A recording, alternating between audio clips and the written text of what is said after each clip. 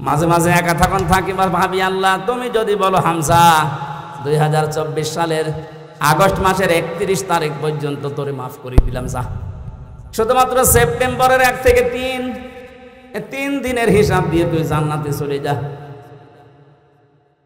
আমার যা বাস্তবতা, আমার তো মনে হয় 3 দিনের হিসাব দেওয়া আমার দ্বারা সম্ভব না। আপনারা পারবেন না? আপনারা পারবেন?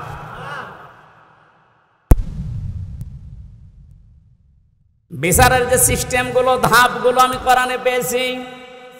আল্লাহর বিচারে কোনো অবিচার বলতে কিছু নেই, এটা মানেন তো? আল্লাহর বিচারে কোনো অবিচার বলেন বলেন আল্লাহর বিচারে ন্যায় বিচার যদি উনি করেন কেউ জান্নাত পাবে না। হ্যাঁ, আল্লাহ যদি ন্যায় বিচারও কারো সাথে করে জান্নাতে যাওয়া সম্ভব না, কারণ এক গ্লাস পানির হিসাবও দিতে পারবেন না। আল্লাহর কাছে মাপ পাওয়ার জন্য, বাঁচার জন্য একটা উপায় আছে, উনি যদি দয়া করে ক্ষমা করে দেয়। এজন্য কাবা শরীফ যখন তাওয়াফ করছিলাম, ষষ্ঠ চক্কর একটা দোয়া আমার মনে এসেছে, আল্লাহুম্মা ইন্না আলাইয়া হুকুকান ফিমা বাইনি ওয়া বাইনিকা। আল্লাহর কাছে বলা হচ্ছে, রব্বুল আলামিন কাবা আমার সামনে, আমি তোমার গোলাম, তুমি আমার মালিক। আমি গোলাম হিসাবে তুমি আমাকে বহু কিছু দিয়েছো, নেই থেকে তুমি আমারে হামজা বানিয়েছো, কিন্তু তুমি আমার মালিক হিসাবে আমি গোলামের কাছে, আমি দাসের কাছে তো তুমি অনেক কিছু পাবে, আমি তো কিছুই দিতে পারলাম না। একটা রাস্তা আমার খোলা আছে, আল্লাহ তুমি এই কাবার সামনে নিয়ে বলছি, দয়া করে আমারে মাফ করে দাও। ও নরসিংদীবাসী, হিসাব শুধু নাম শুনেছি, জীবনে কোনোদিন কে সম্মুখীন হয়েছি আমরা? এটা যে কত বড় কঠিন, যারা এই চিন্তায় থাকতো তাদের জীবনই আল্লাহ পাল্টিয়ে দিয়েছে। খলিফাতুল মুসলিমিন হযরত ওমর রাদিয়াল্লাহু তাআলা আনহু তার সন্তানটাকে মাদ্রাসায় দিয়ে আসলেন, আব্দুল্লাহ। ওখানে প্রধান বিচারপতি হযরতে আলীর সন্তান হোসাইনও পড়ে, বারবার কলম ফেলে দিচ্ছে, ডাক দিয়ে বলে, আব্দুল্লাহ তুলে দাও, তুলে দাও, তুলে দাও। 3 বার বলার পর ওনার কাছে রাগ হয়ে বলে, হোসাইন তুমি বারবার কলম ফেলে দাও, আমারে তুলতে বলো, আমি কি তোমার খাদেম, চাকর নাকি? হযরত হোসাইন মুশফসকে বলেই ফেলেছেন যে তুমি শুধু চাকর না, তুমি চাকরের বাচ্চা চাকর। ছোট মানুষ তো বোঝে নাই কথার অর্থ। একবারে বাড়িতে গেছে, তার বাবা কিন্তু দেশের প্রেসিডেন্ট, ডাক দিয়ে বলছে, আব্বা আমি আর মাদ্রাসায় যাব না। কেন? হোসাইন আমারে গালি দিয়েছে, শুধু আমাকে না তোমাকেও ছোট করেছে। চাকরের বাচ্চা চাকর বলেছে, এতগুলো মানুষের সামনে তুমি বিচার করো, নাই মাদ্রাসায় পড়া, আমি যাব না। ঠিক আছে, এখন না, জমার দিন বিচার করব। জমার দিন যখন হাজারো মানুষ সামনে বক্তব্য দেওয়ার সময় তিনি বললেন, সাহাবীরা আমি একটা বিচার করব, হোসাইন এখানে আসো, হ্যাঁ সামনে আসো। ডাক দিয়ে বললেন, তুমি আমার সন্তানটাকে চাকরের বাচ্চা চাকর বলে গালি দিয়েছো, খাদেমের বাচ্চা বলে। হযরত হোসাইন বললেন, হ্যাঁ। কেন বললে? হযরত হোসাইন বলে, খলিফা বুকে হাত দিয়ে বলেন তো, আপনি কি আমার নানার খাদেম ছিলেন না?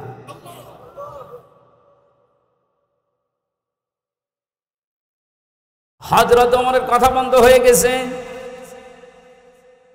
ডাক দিয়ে বলে, হোসাইন হ্যাঁ আমি তো এভাবে ভাবিনি, আমি তো খাদেমি ছিলাম, কিন্তু তুমি কি এই কথাটা লিখে দিতে পারবা? কাগজ কলম নিয়ে আসেন। ছোট মানুষ তো, যেই কাগজ না খাজুরের পাতা নিয়ে এসেছে, উনি লিখে দিলেন, ওমর আমার নানার খাদেম ছিল, আমি দেখেছি, ইতি হোসাইন ইবনে আলী। সই করে দিলাম। কাগজটা হাতে নিয়ে হযরত ওমর চুমা খেলেন, এটা মিলছে না আমার সাথে। তখন আমার মেয়েটা 1 বছর বয়স ছিল, এখন ওর 4 বছর, ফারিহা জান্নাত। মাঝে মাঝে ওর কথা কল্পনায় নিয়ে এসে ভাবতাম, আল্লাহ ওর প্রতি তুমি আমার ভালোবাসা মহব্বত এত বেশি পয়দা করে দিয়েছো। আল্লাহ রাসূলের পরে পৃথিবীতে এখনো পর্যন্ত আমার এই ছোট মেয়েটা আমার কাছে আদরের। অথচ আল্লাহ বলছে কিয়ামতে ফারিহাকেও, হামজা আমাকে বলবে, আল্লাহ দিয়ে দিলাম, আমাকে বাঁচাও, এটা বলবে।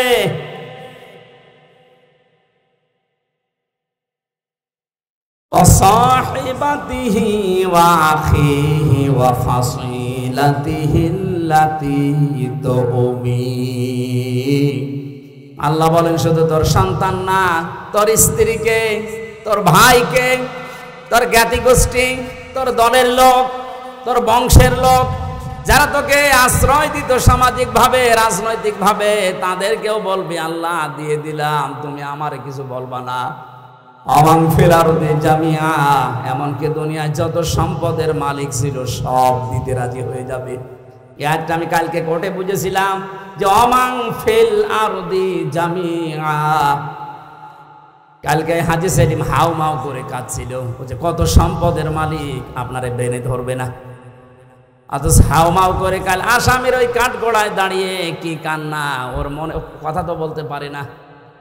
আমার মনে হচ্ছে যদি কথা বলতে পারতো সঠিকভাবে, বলতো বিচারপতি যা লাগে আমার সম্পদের সব নিয়ে যান, আমার এই অপমান থেকে বাঁচান। আল্লাহ ওইটা তুলে ধরেছেন অমান ফিল আরদি জামিআ। দুনিয়ার যত স্থাবর অস্থাবর সম্পদের মালিক ছিল বলবে আল্লাহ সব দিয়ে দিলাম, ফম্মায়ুজি, এরপর আমাকে বাঁচান। আল্লাহ সাফ জবাব দিচ্ছেন আয়াতের পরে, কাল্লা ইন্নাহা লাযা, কখনোই না, একটাও নেওয়া হবে না, তোরে আমি লাজাই দেব। কোথায় লাজাই দেব তোরে? লাজা কি? জাহান্নামের যে 7টা দরজার নাম আছে, হোতামা, হাবিয়া, সাকার, সাঈর, জাহিম, জাহান্নাম আর লাজা, একটা দরজার নাম। এ ভুলটা নিরসন করা দরকার, অনেকে জানেন না। জাহান্নাম কয়টা বলেন তো? একটা। জান্নাতও একটা, কিন্তু এদের স্তর আলাদা। জাহান্নামের স্তর, দরজা 7টা, আর জান্নাতের স্তর আমি কোরআনে পেয়েছি 100টার উপরে। প্রশ্ন আসতে পারে সেই 1 থেকে পড়ছি যে জান্নাত 8টা, জাহান্নাম 7টা। না, কোরআনে কারীম জানিয়েছে লাহা সাবাতু আবওয়াব লিকুল্লি বাবিম মিনহুম জুজউম মাকসুম। সূরা হিজরের 44 নম্বর আয়াত, 14 নম্বর পারার 3 নম্বর পৃষ্ঠা 7 নম্বর লাইনে আছে। আল্লাহ পাক বলেন জাহান্নামের দরজা 7টা। জাহান্নামের দরজা কয়টা বলেন? বলেন। লিকুল্লি বাবিম মিনহুম জুজউম মাকসুম। পৃথিবীতে যে যে ধরনের অপরাধ করেছে তাকে আল্লাহ ওই দরজা দিয়ে প্রবেশ করাবে।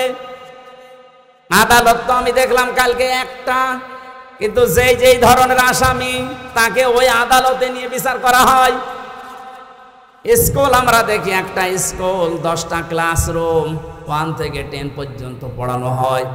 যে যেই ক্লাসে পড়ে ওই দরজা তার জন্য নির্ধারিত আছে না নেই? ক্লাস 3-তে পড়ে ও 7-এ যে ক্লাস করতে পারবে। দুনিয়াতে আপনি যেই ধরনের অপরাধ করবেন আল্লাহ কিয়ামতে ওই ধরনের দরজা দিয়ে জাহান্নামে আপনাকে প্রবেশ করাবে। এখানে যেটার নাম আছে এটা 3 নাম্বার, এর নাম লাজা। নাম কি বলেন? বলেন। এই লাজায় আল্লাহ দেবের কাদের? এখানে 3টা গুণের নাম আছে, একটু মিলান তো নিজেদের সাথে। আমাদের ভেতরে যদি এই গুণগুলো থাকে আমরা কিন্তু অলরেডি জাহান্নামে লাজা যে দরজা এর উপযুক্ত হয়ে আছি। 1 নম্বরে আল্লাহ পাক বলেন নাযাআতাল লিশাওয়া, এটা এক কঠিন ভয়ঙ্কর জায়গায় লাজাটা। ওর ভেতরে প্রবেশ করলে আগে চামড়া খসে যাবে। শুনতে যত সহজ মনে হইল, বাস্তবতা কি অত সহজ? পৃথিবীতে এমন কোন ঘর আছে যে ঘরে ঢুকলে চামড়া উঠে যায় না? মাটির নিচে যেই কয়েকদিনই ছিলাম ওরা প্রতিদিন মাঝে মাঝে আসতো আমারে, বলতো হুজুর আমরা এই যে এইগুলো দিয়ে নখ তুলি আর এগুলো দিয়ে চোখ তুলি, রিমান্ডের যে শাস্তি দেওয়ার জিনিস আছে আমার দেখাইতো, আমি যেন ওদের ওই ভয়তে সব বলে দেই। ওরা যেগুলো মিথ্যা আমারে বলতে বলতো না এগুলো এত মিথ্যা আমি বলতে পারবো না। যে বিষয়গুলো দেখিয়েছে যতক্ষণ পর্যন্ত শরীরে টাচ না করেছে একটা জিনিস আমার শরীর থেকে খসে নাই।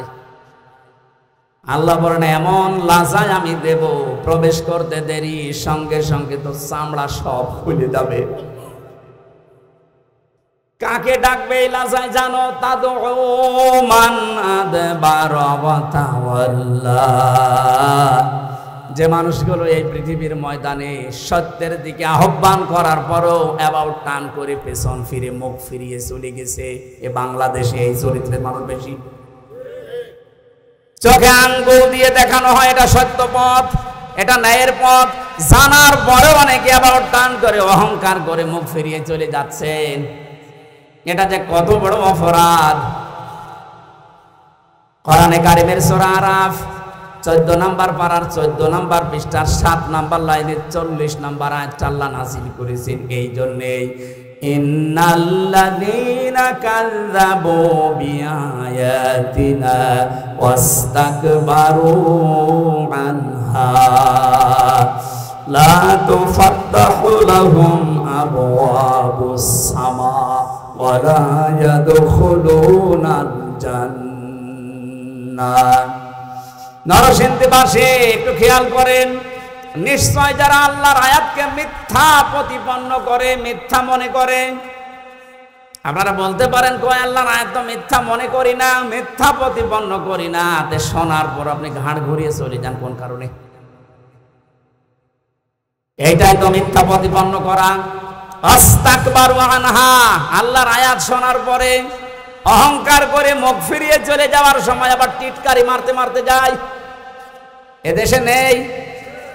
কথা বলে না কেন? আছে। আপনি এখনই চার দোকানে যান, দেখেন কি গীবত হচ্ছে ওখানে। আল্লাহ পাক বলেন আস্তাকবারু আনহা, শুধু চলে গেলে তো হয় না, অহংকার করে যাওয়ার সময় মুখ ফিরিয়ে চলে যাচ্ছে। ওয়ালা ইয়াদখুলুনাল জান্নাহ, এই মানুষগুলোর জন্য আমি আল্লাহ জান্নাত বরাদ্দ করি নাই। ইয়াদখুলুনা মুজারে বর্তমান ভবিষ্যৎ, প্রেজেন্ট ফিউচার।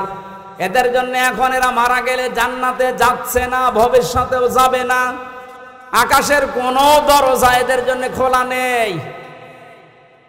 আবওয়াব, বাবের বহুবচন আবওয়াব, একটা দরজাও খোলা থাকবে না, সব বন্ধ আপনার জন্য। কতদিন পর্যন্ত আপনি জান্নাতে যেতে পারবেন না? আল্লাহ একটা উদাহরণ সেট করেছেন, হাত্তা ইয়ালিজাল জামালু ফি সাম্মিল খিয়াত।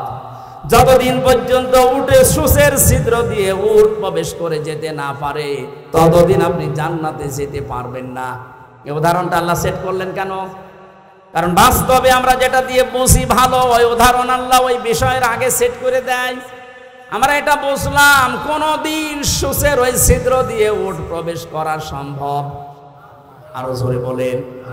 আল্লাহর কোরআন শোনার পরে যারা অহংকার করে মুখ ফিরিয়ে চলে যাচ্ছেন, জান্নাতে যাওয়া আপনার জন্য এইরকম অসম্ভব। ওয়াকাযালিকা নাজিজিল মুজরিমিন, আল্লাহ পাক বলেন জালেম মুজরিম যারা, পাপিষ্ঠ যারা, এদেরকে আমি এভাবেই শাস্তি দিতে থাকবো।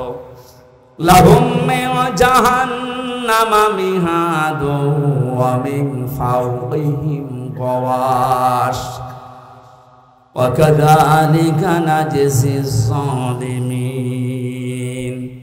এই মানুষগুলোকে যখন কবরে রাখা হবে, সঙ্গে সঙ্গে আমি আল্লাহ জাহান্নামের চাদর ওর গায়ে পরিয়ে দেব, বিছানা বিছিয়ে দেব জাহান্নামের আগুনের বিছানা।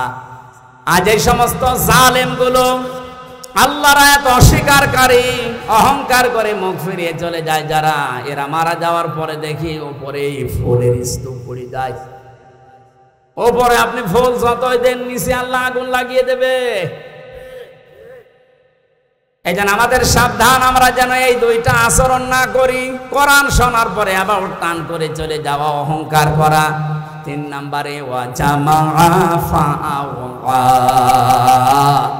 আল্লাহ পাক বলেন দুনিয়ায় যারা মাল সম্পদ জমা করত আর সংরক্ষিত করার জন্য যারা চেষ্টা চালাতো, জালেমরা যা করেছিল হাতছাড়া হয়ে যাবে কোনোদিন ভাবে নাই। কথা বলেন না কেন? সারা জীবন মনে করেছিল এটা স্থায়ী, এ কোনো দিন আমার হাত থেকে যাবে না। দুনিয়ার জীবনটা এরকম, আপনি কোনো কিছু স্থায়ী ভাবে রাখতে পারবেন না। আর পৃথিবীর নিয়মটা আল্লাহ এমন ভাবে বানিয়েছেন, কোন জিনিস যদি এক জায়গায় রাখেন দেখবেন নষ্ট হয়ে যাচ্ছে। লোহা যদি এক জায়গায় রাখেন, ব্যবহার না করেন, ঠিক থাকবে না জং ধরবে? এই কথা বলেন না কেন? আপনি পৃথিবীর সব জিনিস মিলাবেন, পানি যদি আপনি এক জায়গায় বেঁধে রাখেন ঠিক থাকবে না নষ্ট হয়ে যাবে? পচন ধরবে, দুর্গন্ধ তৈরি হবে, পোকামাকড় তৈরি হবে। আর ছেড়ে দেবেন, যত ছাড়বেন তত সুন্দর স্বচ্ছ নির্মল পানি আসতে থাকবে। এলেম যদি কেউ এক জায়গায় রাখে ওইটাও নষ্ট হয়ে যায়, জানা এলেম মানুষ ভুলে যায়। যত প্রচার করবেন, যত ওর উপরে কাজ করবেন, তত এলেম আল্লাহ আপনাকে বাড়িয়ে দেবে। টাকা পয়সা যদি কেউ এক জায়গায় রাখে ওইটাও নষ্ট হয়, শত্রু পয়দা হয়। যত ছাড়বেন ওই জায়গা আল্লাহ পূরণ করার জন্য উপর থেকে পাঠাতেই থাকবে, এইটাই নিয়ম। ক্ষমতাও তো আল্লাহ ওইভাবেই দিয়েছিলেন। আর আপনি ওইটাকে পেয়ে ইহসাবু আন্না মালাহু আখলাদা, মনে করেছিলেন এই ক্ষমতা মনে হয় চিরস্থায়ী, আর কোনোদিন ছাড়া লাগবে না। পৃথিবীর কোনো কিছুই তো এক জায়গায় থাকে না, রাখলেও নষ্ট হয়ে যায়। ক্ষমতাও এক জায়গায় রেখেছিলেন, এমন ভাবে নষ্ট হয়েছে এখন নামও করতে পারছেন না। কিন্তু যদি মাঝে মাঝে পাল্টাতো তাহলে এত গরম হইতো না। যারা সম্পদ যারা জমা করছেন এর হক আদায় করছেন না। আজকের তেলাওয়াত কিন্তু আয়াতে ওই 3টা পয়েন্টের উপরে আল্লাহ আলোচনা করছেন। আপনাদের কষ্ট হয়ে যাচ্ছে? আমি ইয়াসিন শব্দটা দিয়ে পর্যন্ত এক কায়দায় এসেছিলাম যে কিয়ামতে আল্লাহ প্রথম বিচারে ডাকবেন আপনাকে একা একা, দ্বিতীয় বিচারের সিস্টেমে আল্লাহ একা আর ডাকবেন না। ইয়াউমা নাদউ কুল্লা উনাসিম বিইমামিহিম। রব্বুল আলামিন বলেন কিয়ামতে দ্বিতীয় বিচারের সিস্টেমে ধাপে প্রতিটি মানুষকে আমি আল্লাহ ডাক দেব তার নেতার সাথে। এই একটু বসেন, এই বিষয়টা আগে ক্লিয়ার করি। কিয়ামতের প্রথম বিচারে আল্লাহ ডাকছেন আপনাকে একা ধাপে ধাপে, দ্বিতীয় ধাপে আপনাকে আর একা ডাকবে না, এবার ডাকবে আপনার নেতার সাথে। কার সাথে বলেন বলেন? আগে নেতা, এরপরে কর্মী। এ তথ্যটা সূরা বনী ইসরাইলের 72 নম্বর আয়াতের প্রথম অংশে আছে। প্রথমে আপনাকে আল্লাহ ডাকবে না, এবার ডাক দেবে আপনার নেতাকে, এরপরে আপনাকে। অবিবেকবান মানুষেরা নিজের কাছে এবার প্রশ্ন করেন তো, আপনি যারা আদর্শ মেনে চলেন, যাকে নেতা বলে মানেন, ওকে যদি আল্লাহ কিয়ামতে আগে ডাকে এরপরে আপনাকে, আপনার কি মনে হয় যে আল্লাহ ওর সিরত ওর চরিত্র ওইটা দেখে আপনাকে মাফ করে দেবে? হ্যাঁ, এখনই বলছেন না, আপনি তো ধরা খাবেন।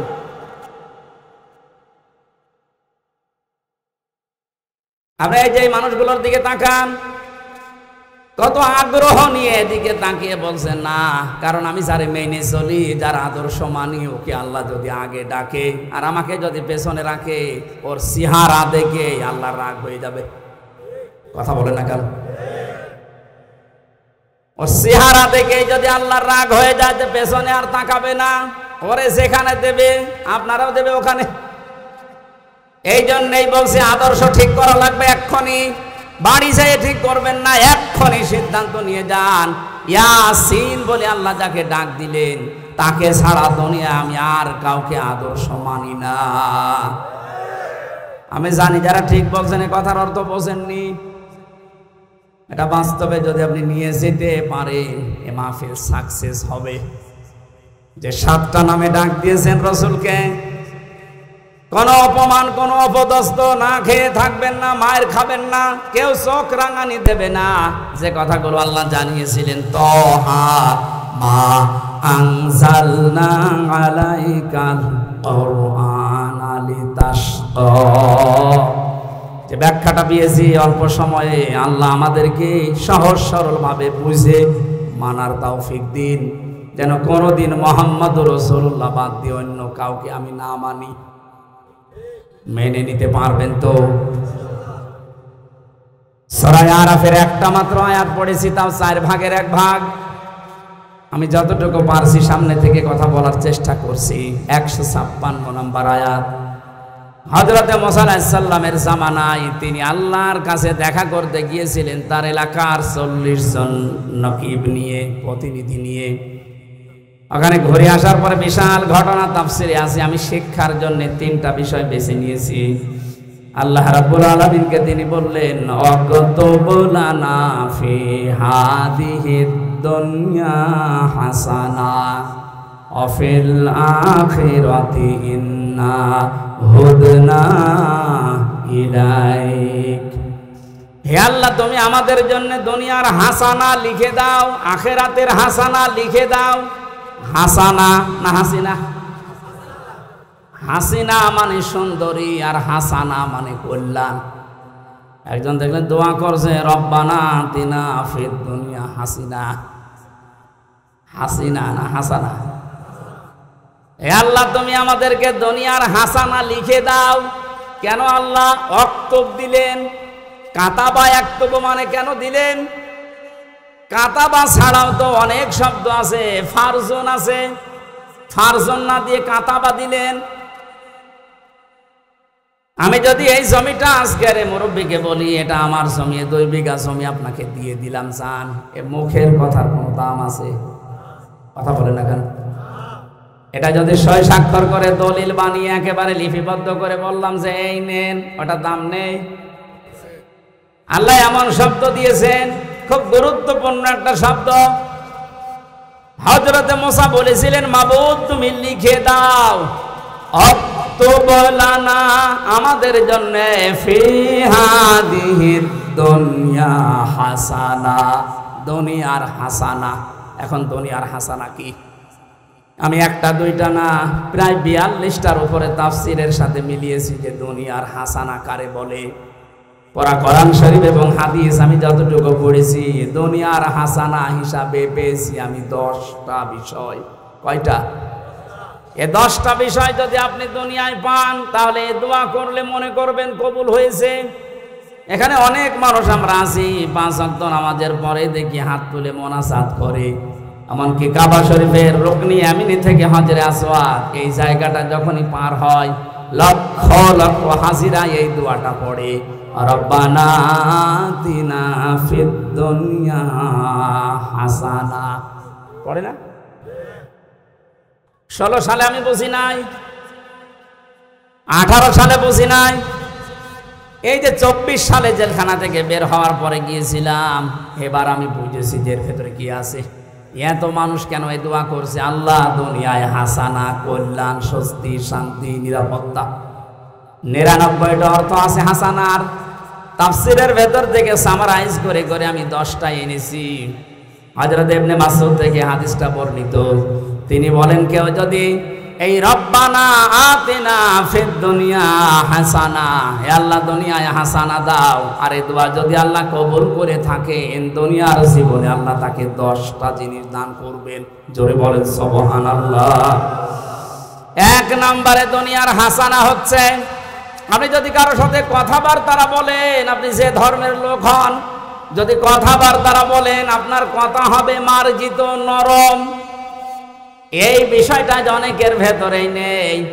বিশ্ব নবীকে আল্লাহ জানিয়েছিলেন ফাবিমা রহমাতিম মিনাল্লাহি লিনতা লাহুম ওয়ালাউ কুনতা ফাজ্জান গালিজাল কলবি লানফাদ্দু মিন হাওলিকা।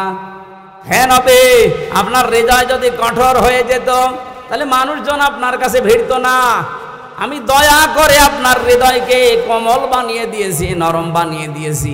এই জন্যই তো মানুষ আপনার কাছে আসলে আর যেতে চায় না।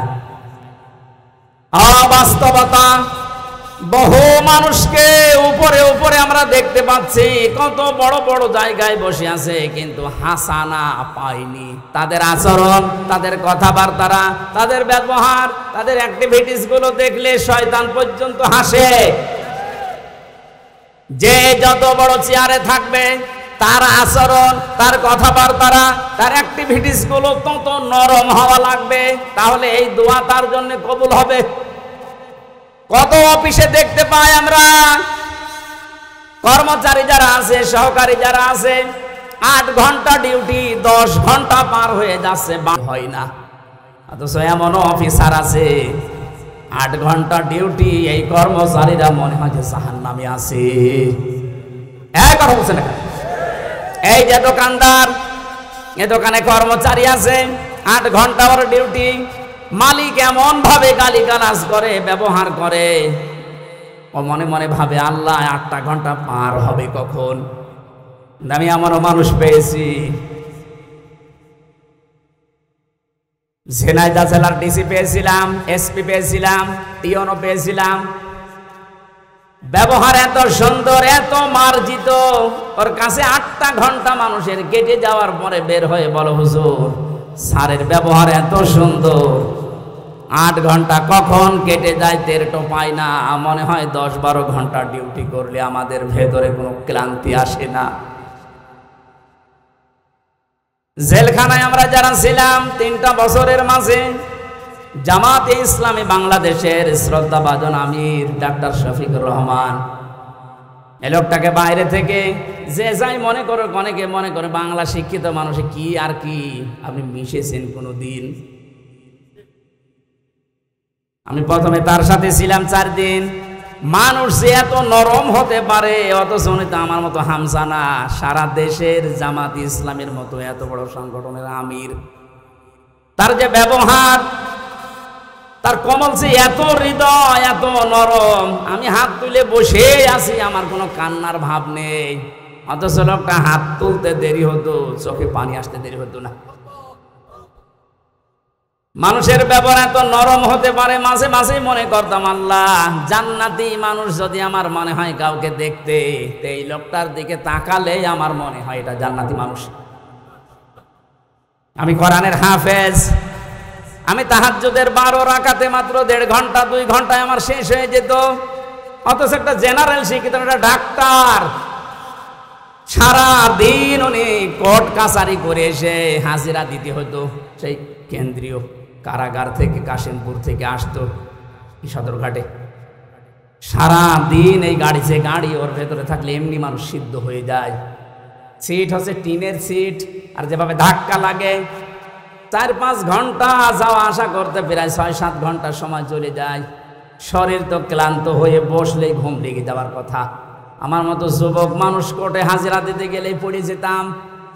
আর এই রকম ধরনের 70 বছর, প্রায় ওনার বয়স 65 থেকে 70 বছর, এ মুরব্বী মানুষটা এত কষ্ট স্বীকার করে এসে, তাও আমার তো 2টা মামলা, আর ওনার মামলা কত উনি নিজেও জানে না। এতগুলো মামলা মাথার উপরে নিয়ে হাজিরা দিয়ে, ওনার ছেলে জেলে, বউ অসুস্থ হয়ে হাসপাতালে, ওনার নিজের দলের লোকগুলো সব পালিয়ে বেড়াচ্ছে, কেউ জেলখানায় ভর্তি হয়ে আছে। এরকম কঠিন পরিস্থিতিতে কোনো আলোর সন্ধান নেই। সপ্তাহে 4-5 দিন করে এত দূর থেকে হাজিরা দিয়ে এসে রাতের বেলা 8টা 9টা 10টার সময় যখন ঢুকতো, বললাম তার খাবার খাবেন না? তো খাবার ভাত খাইতো না, তরকারি ওই সবজি, তাও জেলখানার যে সবজি। খাবার পরে কিছুক্ষণ জিকির করা, দরুদ শরীফ পড়ে 2-1 ঘন্টা ঘুমানোর পরে তাহাজ্জুদের নামাজে দাঁড়িয়ে যতটুকু মুখস্থ আছে পড়তো। আর এই যে সেজদা, আমার 12 রাকাত নামাজ শেষ হয়ে যাচ্ছে, ওনার এক সেজদায় 1.5 ঘন্টা 2 ঘন্টা কেটে যাচ্ছে। মানুষের ভেতরে ইখলাস না আসলে, তার ভেতরে ভালোবাসা মানুষের এমনি জন্ম নেয়।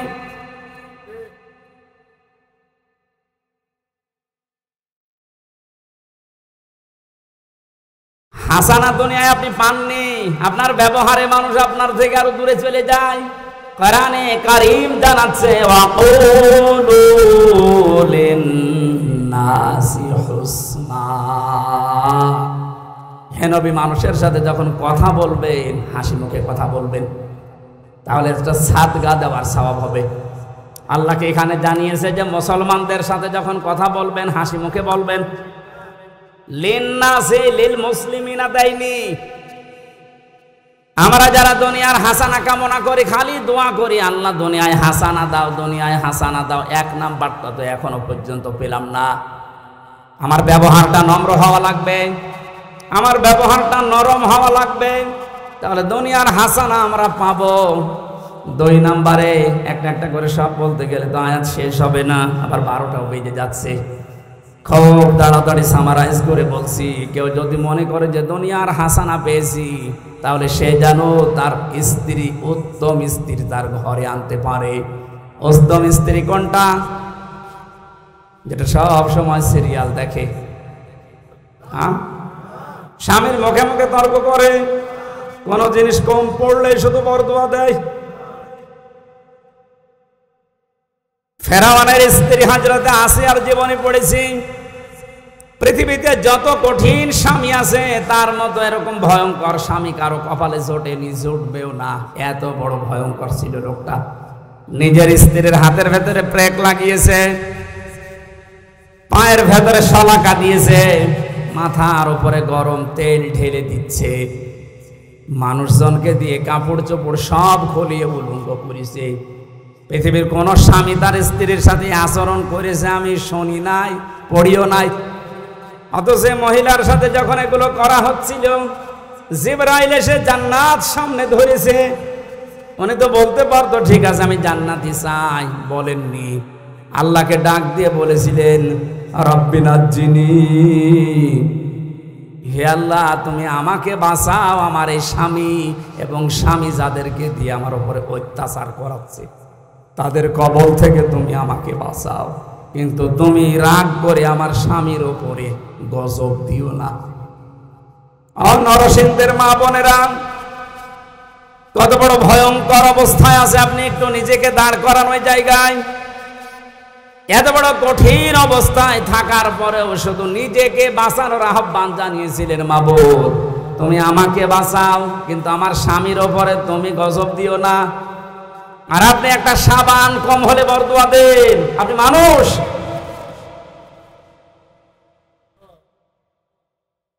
একটা হাদিস মনে পড়ছে, মেয়েদের জন্য বলছি, আল্লাহর নবী জানিয়েছেন 6 প্রকার মানুষকে আল্লাহ বিনা হিসাবে বিনা বিচারে জাহান্নামে দিয়ে দেবে। আমি একটা বলেছি এর ভেতরে, এই পৃথিবীতে যাদের আদর্শ বিশ্ব নবী ছিল না। 2 নম্বরে যে মহিলাগুলো নিজের স্বামীর সাথে সংসার করতে রাজি না, ওনারা খালি বারবার সংসার ভাঙতে চায়, তালাক নিতে চায়। একটু কোনো জিনিস কম পড়লেই শুধু খোঁটা দেয়। 3 নম্বরে যে মহিলাগুলো এই পৃথিবীতে জেনে হোক না জেনে হোক কিছু কিছু হলেই খালি আন্দাজে মানুষের উপর অপবাদ দেয়, এটা বাংলাদেশে এখন বেশি। 4 নম্বরে যারা অভিশাপ দেয়, এটাও মেয়েদের ভেতরে বেশি। এক কথা বলছেন এখন। 5 নম্বরে যারা ঝগড়া বাঁধলে সে গালি দেয়, এটা মনে হয় এলাকায় নেই। আমি সেই দিন কোন জেলা থেকে যেন আসছিলাম, খুলনা থেকে। আসার সময় এক বরফ বিক্রেতা, ওই যে আইসক্রিম বিক্রি করে, ওই লোকটা এক বাড়ির পাশে দাঁড়িয়ে 2 মহিলা গালি গালাজ করছিল, সে জনমের গালি, ওইটা আবার ভিডিও করে তুলিয়েছি। তুই যে মাইকে বাজাস। আমি গাড়ি দাঁড় করিয়ে বললাম দাঁড়ান, কি বাজান? বলছে হুজুর এক মহিলার ঝগড়া, এমন কোন গালি নেই। আর মনে হচ্ছে 1 মিনিটে 40টা গালি দিচ্ছে। মেয়েরা যারা এসেছেন যত রাগ হোক গালি নিয়ে আসবেন না মুখে, কারণ মুনাফিক যারা তাদের 4টা চরিত্র, কথা বললে মিথ্যা বলে, ওয়াদা করলে খেলাফ করে, আমানত রাখলে খেয়ে ফেলে, আর ঝগড়া হলেই গালি দেয়। এলাকায় গালি দেন কারা? হাত তোলেন তো। এই ওয়াজ মনে হয় এই এলাকায় করা ঠিক না, কারণ এই এলাকায় গালি নেই। এরপরে যাদের হৃদয় কঠিন হয়ে যায়, ওই যে নরম হৃদয়ের মালিক তো হাসানা পায়, আর যারা হৃদয় আবু সেহেলের মতো কঠিন হয়ে যায়। আমার মাঝে মাঝে এই পয়েন্টটা নিয়ে মনে হয়, আল্লাহ যারা আয়না ঘর বানিয়েছে দুনিয়ায়, তাদের হৃদয় তুমি কি দিয়ে বানিয়েছো? একটা লোককে আপনি 1-2 ঘন্টা 5 ঘন্টা 1 দিন 2 দিন রেখেও তো ছেড়ে দিতে পারতেন। 8 বছর 10 বছর রেখে দিয়েছে, দুনিয়ার মানুষ জানেও না যে বেঁচে আছে, মরে গেছে। তাও যদি ওখানে জামাই আদরে রাখতো তাও তো হইতো। আমার সাথে যে আলেম ছিল মুফতি ফখরুল ইসলাম, ও ভাই আমারে বলছিল যে আমার র্যাবে মাটির নিচে নিয়ে এই পায়ের ভেতর দিয়ে হাত দিয়ে ওই যে বড় বড় শিক আছে, ওই শিক ধরিয়ে তালা লাগিয়ে দিয়েছে। শোয়া কি জিনিস আমি কোনোদিন বুঝি নাই। মাঝে মাঝে ভাবতাম আল্লাহ আমাকে যত শাস্তি দেয় দিক, যদি একটু শুইতে দিত। বাস্তবতা কোথায় গিয়ে ঠেকেছে দেখেন। এমনিতেই যদি বসিয়ে রাখে ওই কবরের মতো জায়গায়, তাই তো পাগল হয়ে যাওয়ার কথা। এরপরে খাবারের যে সিস্টেম, যে খাবারে দিত মনে তো কেউ খেয়ে মনে হয় দিচ্ছে মাকানো খাবার। একটা বাটির ভেতরে 4-5 রকমের তরকারি দিয়ে ডাল দিয়ে খা, এটা খাওয়া যায়? আর এইভাবে বা পায়ের ভেতর দিয়ে হাত দিয়ে যদি আপনি এখানে দরজার সাথে যে গ্লাফ আছে এইটা ধরে যদি আপনাকে এই হ্যান্ডকাপ লাগিয়ে বলে বসে থাকেন, টয়লেটে যাবেন সর্বোচ্চ 1.5 মিনিট সময় পাবেন। এভাবে যদি আপনি 5 দিন 7 দিন 10 দিন কষ্ট দিয়েও বলতেন যা সংশোধন হয়ে যাবে ছেড়ে দিলাম, একটা মানুষকে আপনি 8 বছর 10 বছর রাখলেন, আপনার মনের ভেতরে কোনো কিছু আসে নাই, আপনি আর মানুষ নেই, আপনি জানোয়ারের চাইতেও খারাপ হয়ে গেছেন। আল্লাহ যদি সব বিষয় আপনাকে মাফ করে দেয়, আয়না ঘরের কারণে আপনার বিচার হবে। যারা এর সাথে জড়িত প্রত্যেকের বিচার এই মুহূর্তে এক্ষুনি করা দরকার। আর কিয়ামত পর্যন্ত আয়না ঘর নামে বাংলাদেশে যেন কোনো কিছু না হয়। এই কথা বলে না কেন? এদের শাস্তি যদি ত্বরান্বিত করা না হয়, পরবর্তীতে কোন জালেম যদি আবার দেশে আসে, ওরাও কিন্তু আবার এরকম কিছু করবে। দোয়া করেন বারবার, আল্লাহ তুমি আমাকে হাসানা দাও। তো হাসানা আপনি কি নিচ্ছেন? আপনার হৃদয়টা এখনো পাথরের চাইতেও শক্ত। স্ত্রী হিসাবে যাকে নিয়ে এসেছেন, 4টা জিনিস দেখার জন্য নবীজি বলেছিলেন যে বংশ দেখবা, চেহারা দেখবা, সম্পদ দেখবা, আর দিনদারি দেখবা। উপরের 3টা যদি নাও পাওয়া যায়, যদি দেখো যে দিনদার পরিবারের মেয়ে নিয়ে আসবা, সংসারে শান্তি পাবা। এখন কার বাবা মা গার্জিয়ানরাও এটা চাই না, যারা বিয়ে করি আমরা তারাও চাই না, এই জন্য দুনিয়ার হাসানাও নেই। কোরআনে কারীম দোয়া শিখিয়েছে, মোনাজাত কর আমার কাছে, রব্বানা হাবলানা মিন আজওয়াজিনা ওয়া যুররিয়াতিনা কুররাতা আয়ুনি ওয়াজআলনা লিল মুত্তাকিনা ইমামা।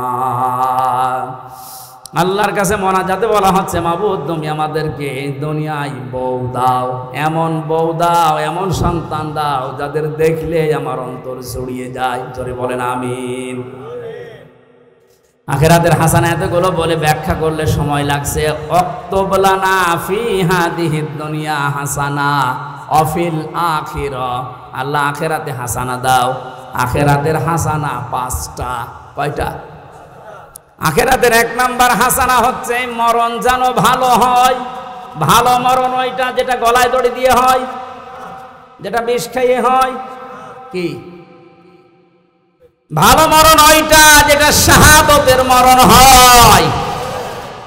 শহীদ আবু সাইদ নামের আগে দেখেছেন কি শব্দ? শহীদ। এটা খেলা করার জিনিস না। আজ অনেকে টল করে যে বুক পেতে দিল, গুলি খেয়ে শহীদ হয়ে গেল। না, কে বলেছে? দেওয়াল চাপা পড়ে মরলে যদি শহীদ হয়, পানিতে ডুবে মরলে যদি শহীদ হয়, সাপে কেটে মরলে যদি শহীদ হয়, জালেমের সামনে জুলুমের সামনে বুক পেতে জীবন দিয়ে গেল, শহীদ হবে না? মানে শহীদ আবু সাইদ 100% বিশ্বাস করবেন আপনিও শহীদ, কারণ জালেমের জুলুমের সামনে জীবনটা দিয়ে গেছে। এই কারণে আপনি এখনো পর্যন্ত এই পারমিশন ছাড়া কথা বলতে পারছেন। আগস্টের 5 তারিখের আগে এতগুলো মানুষ পারমিশন ছাড়া এই জায়গায় বসে থাকা সম্ভব হতো? 14 জনের কাছে পারমিশন নেওয়ার পরেও এখানে আসতে দেয় না। আর 5 তারিখের পরেই ডক্টর মোহাম্মদ ইউনূস একবারে ঘোষণা দিয়েছে, অন্যান্য ধর্মের মানুষেরা যেভাবে ধর্ম পালন করে, এদেশে কোরআন প্রচারে কোনো মহারথীর কাছে অনুমতি নেওয়ার প্রয়োজন নেই। কিছু না হোক, পরাধীন থেকে অন্তত এই স্বাধীনতার সুখটা তো পেয়েছেন, যে আমার ধর্মের কথা বলতে, ধর্মের কথা শুনতে অন্তত কোনো জালেমের কাছে পারমিশন নেওয়া লাগবে না। ইন্না হুদনা ইলাইকা, আমরা আল্লাহর দিকে ফিরে যাব। একটা একটা করে অর্থ বললে অনেক সময় লেগে যাচ্ছে। 12টার পরে কথা বলা ঠিক না, এরপরে তাহাজ্জুদ পড়া লাগবে, ফজরের নামাজ, কালকে আছে সাতক্ষীরা। আমি আজকের মতো আয়াত শেষ না করে, শেষ হচ্ছে না, শেষ হতে অনেক সময় লাগবে, আমি শেষ করে দিচ্ছি। আপনারা আগে আগে তুলবেন, এলাকায় কোনো জায়গায় নিয়ে আসলে এসার পরে তুলে দেবেন, রাত 10টা 10:30টায় যেন শেষ হয়ে যায়। মালয়েশিয়াতে মিজানুর রহমান আজহারি ভাই আমার মালবার বলছিল, হামজা শরীরকে ঠিক রাখা লাগবে, সর্বোচ্চ 1-1.5 ঘন্টার বেশি কথা বলা যাবে না, রাত 9:30 থেকে 10টায় যেন অনুষ্ঠান শেষ হয়ে যায়। আল্লামা সাইদি সাহেবের মতো আমরা এই সিস্টেমটা চালু করতে চাই, আপনারা সাহায্য করবেন। আগামীতে নিয়ে আসলে এসার পরে সর্বোচ্চ তুলে দেবেন, অত বক্তা রাখার দরকার নেই। যদি রাখেনি ওদেরকে দিয়ে করাবেন। এজন্য আশা করছে আগামী থেকে আয়াতটা শেষ করার জন্য তাফসীর আকারে কথা বলতে গেলে একটু সময় লাগে। আগামীতে কোনো জায়গায় আসলে আমার এই ব্যবস্থা করবে। আল্লাহুম্মা আমিন। লা ইলাহা ইল্লা আনতা সুবহানাকা ইন্নী কুনতু মিনাজ জালিমিন। মাবুদ, নরসিংদী জেলার রায়পুরা থানা